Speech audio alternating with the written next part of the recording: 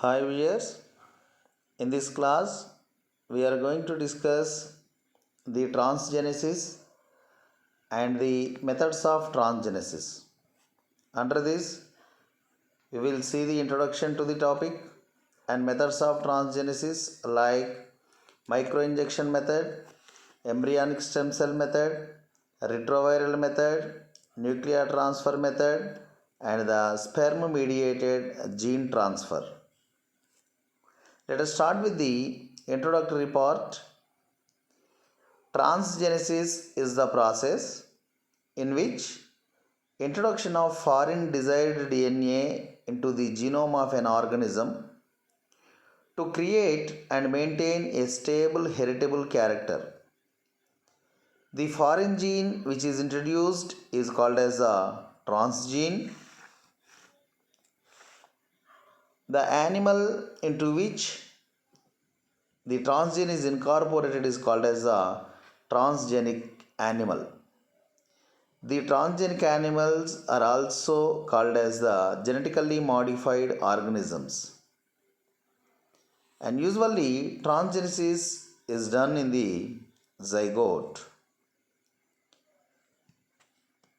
And we will classify the organisms, transgenic organisms, like knockout animals and knock-in animals.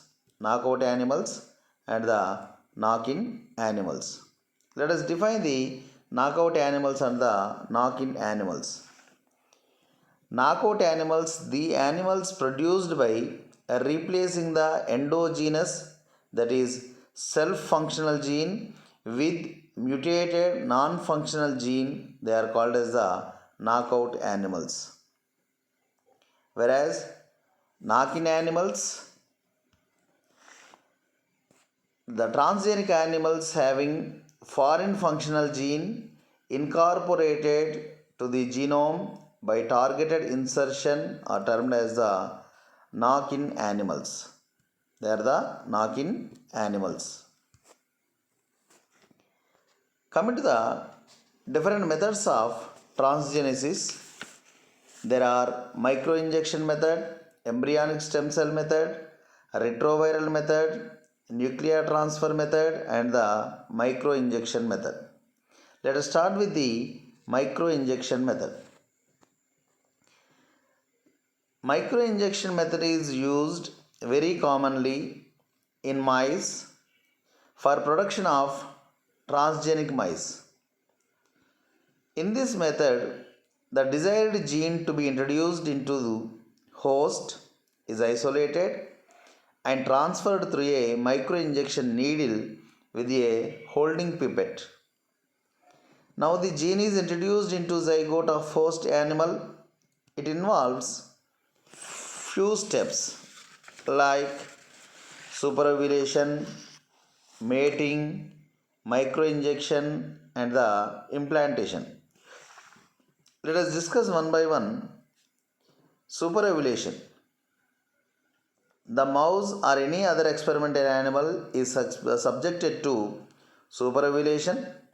This can be done by injecting FSH, follicle stimulating hormone, or pregnant male serum to a young virgin mouse. Then, 2 days later, human chorionic gonadotropin is injected, which results to produce egg 6 to 7 times more than the normal number, that is of about 40 to 30 to 40 eggs. 30 to 40 eggs. Then coming to the mating, the female mice are mated with male mice and fertilized eggs are extracted carefully from fallopian tubes or tubules. Then coming to the microinjection, the desired gene of interest is microinjected into male pronucleus of zygote without damaging its elastic nuclear envelope. In this process, micropipette is manipulated by using a dissection microscope. These transgenic zygotes are incubated for a night or one day until the zygote starts cleavage to form a two-cell stage embryo. And the last step is implantation. These two-cell stage transgenic embryos are implanted into the uterus of a foster mother. That is, foster mother mouse is a female, the one which was mated last night with vasectomized male or a sterile male by microsurgical method. This foster mother or pseudo-pregnant mother mouse can deliver the pups, transgenic founders. After 3 weeks from these transgenic founders mice, few transgenic lines can be established. The presence of transgene is identified by PCR, that is polymerase chain reaction, or southern blot hybridization. This is about the implantation. And there are certain limitations of this microinjection method. They are, the success rate is very less. This is of about 3 to 5%. The main drawback of the microinjection method is its success rate. It is very less, and the desired DNA may not be integrated properly with the host genome. The transgene may not be expressed too properly, and it is more time consuming and labor intensive. Even with all the above limitations, this is the most successful method among all the other methods, and so employed frequently in the laboratories for the process of transgenesis. Here we will see, this is the superovulated female, and here it is a fertilized egg where we can observe this is the female pronucleus and male pronucleus. Now we are hold the fertilized egg firmly with the holding region of the pipette, holding pipette, and we will injecting the micro injection into the male pronucleus without disturbing the elastic layer envelope. So the transgene is introduced into the male pronucleus with the help of the micro injection. See here, this is like this. This is the holding pipette and this is the micro injection. And afterwards, this fertilized egg allowed to develop in the surrogate mother, implanted female. So this embryo consisting of transgene. So in its progeny, some of them they have the transgene of our interest. This is the micro injection method. The same thing is here. Here there is a genetically engineer a target gene with a new nucleotide sequence, grow embryonic stem cells in culture, place the altered gene into the cells and allow the cells to form colonies in vitro, isolate the colony of stem cells in which the new DNA segment has replaced one copy of the normal gene, then inject stem cells into the early embryo of a previously mated female mouse, then embryo develops with new DNA cells. Mouse give birth to offspring who may carry the altered gene. Then test the offsprings for altered gene. Breed the mice with the altered gene in their germline cells.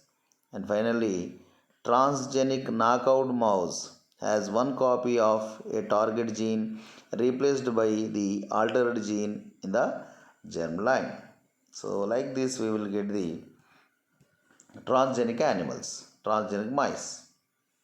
Coming to the second important method to obtain the transgenic animals is the embryonic stem cell method. In this method, inner cell mass cells of a developing blastocyst stage embryo are used as the host cells to receive a transgene. These cells are pluripotent and can produce all other types of cells. Such embryonic stem cells are extracted from an embryo and by electroporation or by microinjection, the desired foreign DNA is introduced that results in the formation of genetically modified embryonic stem cell which are pluripotent in nature. These transgenic cells are then transferred by microinjection method into another blastocyst stage embryo. This embryo is then implanted into a foster mother. This mother can produce transgenic founder mouse from which transgenic lines can be established by various breeding strategies. Here, gene targeting of embryonic stem cells, generation of gene targeted mice. Here, mouse blastocyst, this is the inner cell mass, and here targeting vector introduced by the electroporation, and rare cell carrying the targeted gene, positive and negative selection for the targeted gene, pure population of the targeted embryonic stem cells. Here, targeted embryonic stem cells are injected into blastocyst and which are implanted into the foster mother and which give birth to chimeric mice with the targeted gene. Mating between chimeric mice and normal mouse that results in the formation of transgenic animals and the normal animals. Within its progeny, some of them they are the transgenic ones and some of them they are the normal mouse. And coming to the another important method, that is a retroviral method.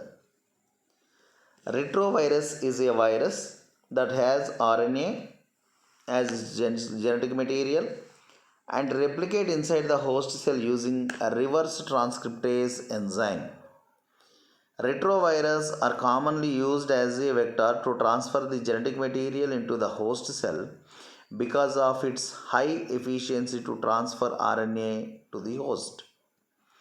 This recombinant retrovirus RNA genome is then copied by reverse transcriptase enzyme to yield a DNA copy which then becomes integrated in the host genome at random sites. Generally, early 4 to 16 embryos are used to get maximum of retrovirus infection resulting in transgenic animal, although homozygosity is attained just after several generations of selfing. These transgenic animals are inbreeding for 10 to 20 generations to obtain homozygous transgenic animals. In this method, small sized genes or DNA only are efficiently carried by retroviruses. There is a risk of losing some regulatory gene sequences. Here, this is the donor female, and we have taken the embryo which is in the 8 cell stage. Here, there is a retrovirus which carries the desirable transgene, and this is introduced into the developing embryo and it is implanted in the female mice. This is the embryo. So in its progeny, some of them they are the normal ones and this is a transgenic animal produced by the process. Here the same process just now we discussed. We can introduce the retrovirus into the developing embryo, or you can also introduce the target gene into the male pronucleus by the microinjection, and we can also see the embryonic stem cell method where we can mate chimeric offspring with the normal offspring. And coming to the SCNT, somatic cell nuclear transfer. Nuclear transfer involves transfer of nuclei from a donor cell to an enucleated oocyte, thereby reprogramming the development. This process is also referred to as the somatic cell nuclear transfer. In early 1980s, first mammalian nuclear transfer experiments were conducted in mice. See here, what we are doing is, this is a somatic cell and this is the egg cell. We are removing the nucleus from the egg cell. This is the anucleated egg, and we have removed the nucleus from the somatic cell. This is the diploid nucleus, and this diploid nucleus from the somatic cell fused with the anucleated embryo. Then we will get an embryo, unfertilized embryo with the diploid nucleus obtained from the somatic cell. Whenever you give a mild electric shock, it undergoes cleavage like a embryo. In 1997, a team led by Ian Wilmut created Dolly. The sheep became the first vertebrate clone to generate by somatic cell nuclear transfer method. So here, transfer of nuclei from the donor cell to enucleated oocyte. Dolly the sheep first vertebrate clone by Ian Wilmut. See here, this is the fin dorsate. Fin dorsate Eve donated the nucleus from the udder cell. The egg cell is donated by Scottish blockface. So we have taken out the nucleus. So this nucleus introduced into it. The fused cell act like a zygote, undergo the cleavages. This embryo again implanted in the foster mother, which is again a Scottish blackface Eve. So this is the resultant one is the cloned lamb, that is nothing but the Dolly. And in this experiment, the udder cells of the sheep named fin dorsate, that is Eve, are extracted. They are starved for 5 days to become into a dormant stage and regain totipotency. An ovum is taken from another Eve sheep and was enucleated. Then the nucleus of the first two sheep was introduced into the enucleated egg. Then this resultant cell formed was activated by a mild electric shock to start the cleavage, resulting in formation of an embryo. This embryo then transferred into a foster mother by implantation, and this foster mother produced the Dolly, which was similar to the first Eve sheep, otherwise a fin dorsate Eve. And coming to the last method, that is a sperm-mediated gene transfer. Sperm-mediated gene transfer was first reported in 1989, which is based on ability of sperm cells to internalize foreign DNA and transfer it to the egg cells. This method utilizes a natural vector to deliver foreign DNA, that is nothing but the sperm. The exogenous DNA binds to sperm's head at subacrosomal region, and DNA molecules are taken up by sperm cells. After DNA sperm interaction and internalization, the exogenous DNA gets integrated into the genome, quality of semen sample and DNA uptake rate, which depends on viability and motility of sperm cells. These are the two important factors for successful sperm mediated gene transfer technique.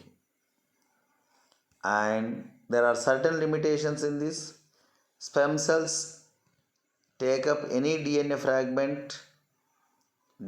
from the environment, which reduces the specificity of the vector. High amount of foreign DNA inhibits sperm movement. Large amount of DNA may get fragmented during activation of the sperm nucleus. These all are the limitations of the sperm mediated gene transfer. And this is all about the transgenesis and methods of transgenesis. Thank you one and all.